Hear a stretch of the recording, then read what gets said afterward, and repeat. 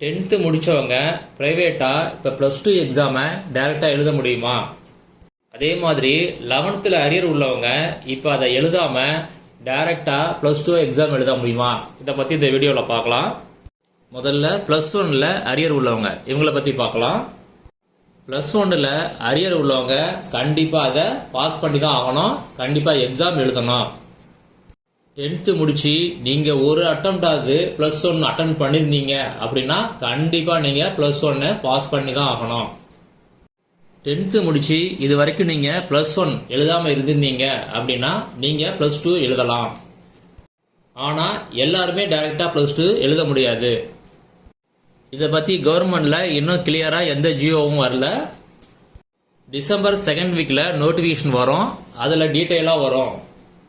எனக்கு தெரிஞ்சு 10th pass பண்ணி உங்களுக்கு மினிமம் 2 வருஷம் கேப் இருக்கிறவங்க மட்டும்தான் அந்த +2 எக்ஸாமை டைரெக்டாக அட்டன் பண்ண முடியும். +2க்கு மினிமம் ஏஜ் எவ்வளோ இருக்கணும் அப்படின்னா 16 வயசு இருக்கணும். 10th 14, +1க்கு 15, +2க்கு 16. அந்த 16 ஏஜ் இருந்தால் தான் நீங்கள் +2 எக்ஸாம் எழுத முடியும்.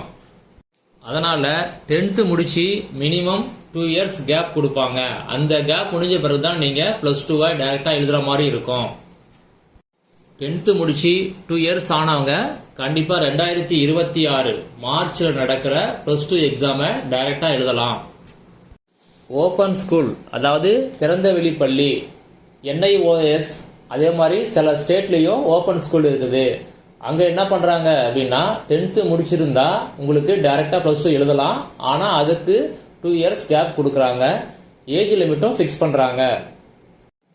அதே மாதிரி தான் இப்போ தமிழ்நாட்டிலையும் கண்டிப்பாக வரும். அதனால் 10th முடிச்சிருந்தா உங்களுக்கு மினிமம் 2 இயர்ஸ் இருந்தால் மட்டும்தான் நீங்கள் +2 டைரெக்டாக அட்டன் பண்ண முடியும். இன்னும் இதை பற்றியான டீட்டெயில் வரல. வந்த உடனே நான் உங்களுக்கு அப்டேட் பண்ணுறேன்.